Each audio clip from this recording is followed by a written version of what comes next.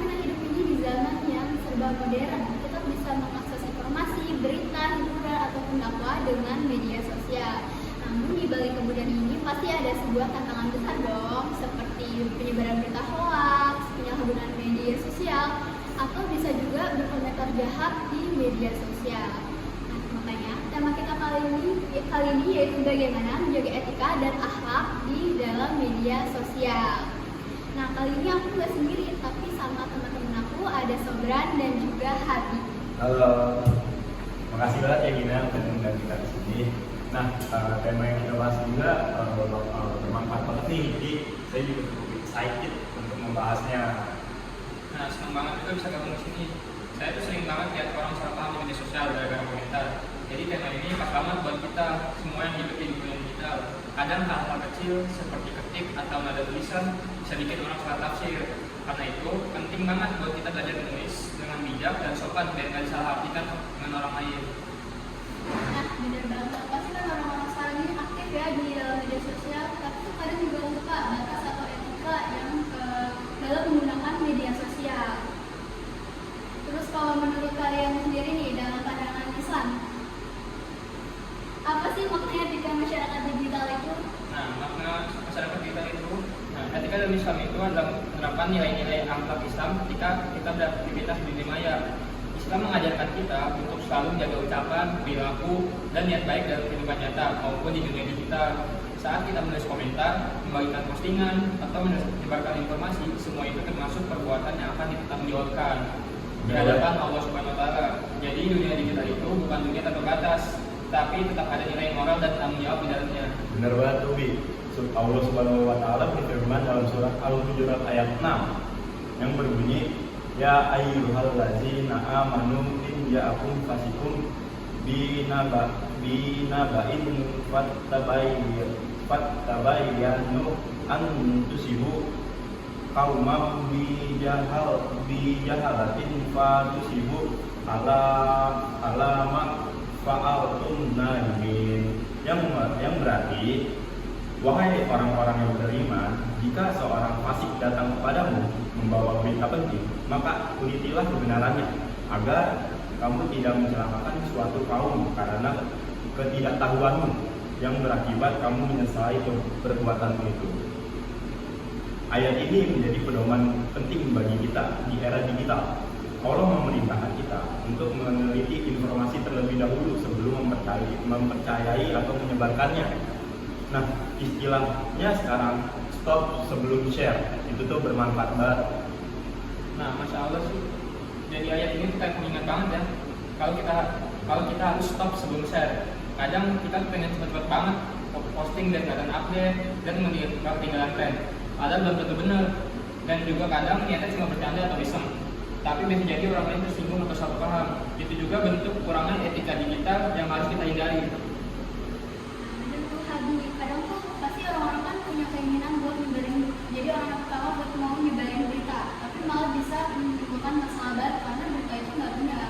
Nah, kalau menurut Sobran sendiri itu gimana? Menurut kita, nah masalahnya tuh itu tuh seringkali kita tuh mementingkan kecepatan daripada kebenaran untuk menyebarkan suatu berita.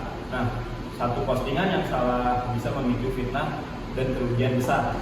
Sebagai umat Islam, kita harus punya sikap tabayun atau memeriksa, memastikan, dan berpikir jernih sebelum bertindak.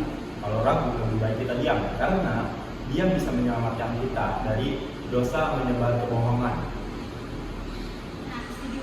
Tapi sekarang juga banyak kan yang suka berdebat di kolom komentar. Pada kata-katanya tuh bisa nyakitin perasaan orang lain. Bagaimana Islam memandang hal itu? Nah, dalam Islam itu juga jaga lisan dan lisan itu sama pentingnya. Rasulullah SAW bersabda dalam hadis riwayat Bukhari dan Muslim, barang siapa beriman kepada Allah dan hari akhir, maka hendaklah ia yang berkata baik atau diam. Hadis ini sederhana tapi sangat dalam maknanya. Artinya kita harus berpikir dulu sebelum menulis komentar atau status. Kalau yang akan kita tulis tidak membawa manfaat, lebih baik kita tahan saja. Selain itu, kita harus berusaha menyebarkan kedamaian di dunia maya. Jangan menyulut perbedaan atau penghinaan, karena setiap kata yang kita ketik, sekecil apapun akan dicatat oleh malaikat dan bisa menjadi amal baik atau buruk. Masya Allah. Jadi sebenarnya setiap kata yang kita tulis di media sosial itu juga akan dicatat ya. Bahkan komentar kecil pun bisa menjadi amal baik atau buruk. Saya sering banget nih lihat kasus orang yang minta maaf di medsos karena salah ngomong. Jadi lebih baik hati-hati dari awal, karena kata-kata di internet itu susah dihapus, tapi efeknya bisa panjang banget. Itu tuh bisa jadi dosa jariah buat kita. Nah, betul banget. Cara kita berbicara dan menulis dunia maya cerminkan siapa diri kita sebenarnya. Kalau kita santun, sopan, dan menghormati orang lain, berarti kita punya hati yang bersih. Sebaliknya, kalau kita mudah marah, suka menghina, atau menyebar kebencian, berarti ada sesuatu yang perlu diperbaiki dalam diri kita. Wah, Masya Allah. Kalau gitu boleh dong kasih contoh penerapan etika digital dalam kehidupan sehari-hari. Nah, ada banget. Misalnya kalau melihat berita di media sosial, saya tuh biasanya baca dulu sampai habis, cek sumbernya, baru percaya. Terus kalau lihat orang berdebat, saya lebih diam atau kasih tanggapan yang adil aja. Saya juga usahain nggak main HP terus, apalagi pas waktu belajar atau bantu orang tua. Soalnya dunia digital itu bisa banget waktu kita kalau kita nggak bijak ngatur. Selain itu, saya juga biasain pakai media sosial buat hal positif kayak cari ilmu, dengar kajian, atau share kutipan bermanfaat. Biar waktu online kita nggak cuma habis buat hal sia-sia. Masya Allah. Contohnya bagus banget tuh tadi. Masya Allah. Ya, mengatur waktu juga bagian dari etika digital, teman. Karena Islam mengajarkan keseimbangan hidup. Oh, jadi kesimpulannya ini etika digital dalam Islam itu luas banget ya. Nggak cuma soal komentar atau posting, tapi juga cara kita mengelola diri dan waktu.